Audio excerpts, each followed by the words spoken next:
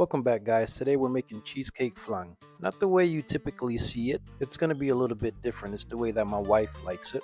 We're going to let it cook longer than usual. It's going to have a crust that you will see by the end of this video. Not the crust of a pie, but it would have its own unique taste. Rather than it being just one texture to the flan, then you're gonna have two. And I guess if you want to count the caramel as texture, I guess that would be three. So to start, it's pretty straightforward. You're gonna want to mix your full can of condensed milk and evaporated milk along with your 3 eggs. I would recommend to crack the 3 eggs inside of a bowl or something. Make sure you don't get no shells in there. Add your cream cheese. It's 4 ounces. It's basically half of a block that you would purchase at the store. Your 1 tablespoon of vanilla extract, your 1 tablespoon of nutmeg. It's ready for a mix.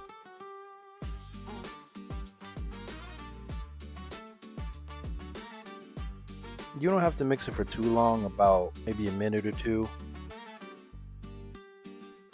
So just to ensure that everything mixes up properly. You could hand whisk this, but it won't turn out the same. Now, before straining this, I always check it to see what the consistency is like.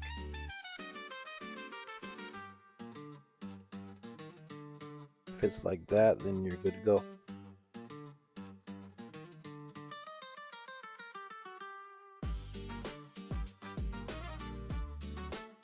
Go ahead and strain it.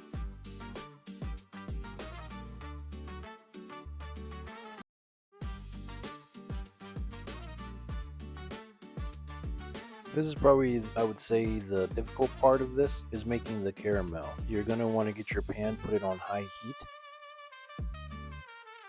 This part is very crucial and everything is about timing.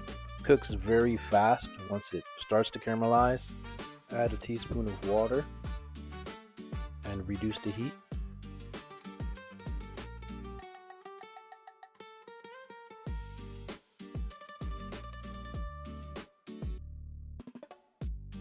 Once you start to see this here, is very important you keep mixing, still on medium heat. Very important that you pay attention here. If not, it will burn.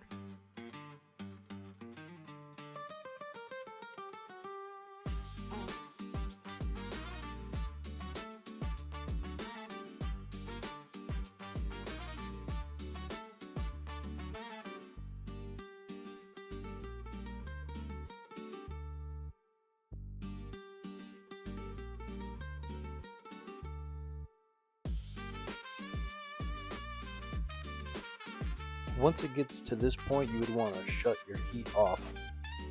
See where it's starting to smoke.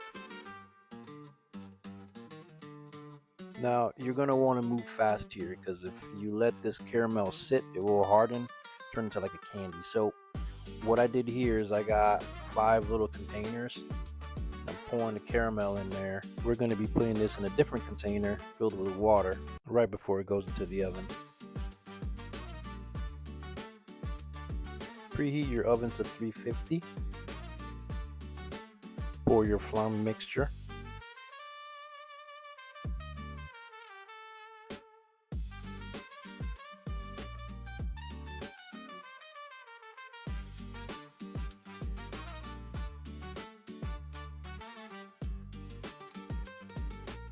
In the case of what I was using with the little 5 containers, this other container was the best thing to utilize in my situation. Everybody's scenario is going to be a little bit different. You know, you could pour the flan mixture inside of one pan. You just need a bigger pan to put it in, because we're going to be putting water in there to fill it up halfway, which is part of the cooking process.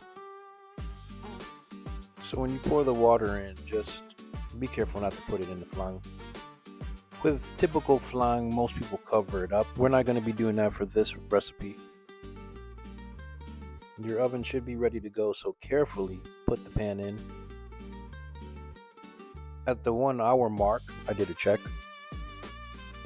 After about an hour 15, hour 20, depending on your oven, they should look like this. Take them out and let them sit for 15-20 minutes. Then after that, you're going to put it in the fridge, covered, for about 8-10 hours, or the next day is the best. This is how it looks like.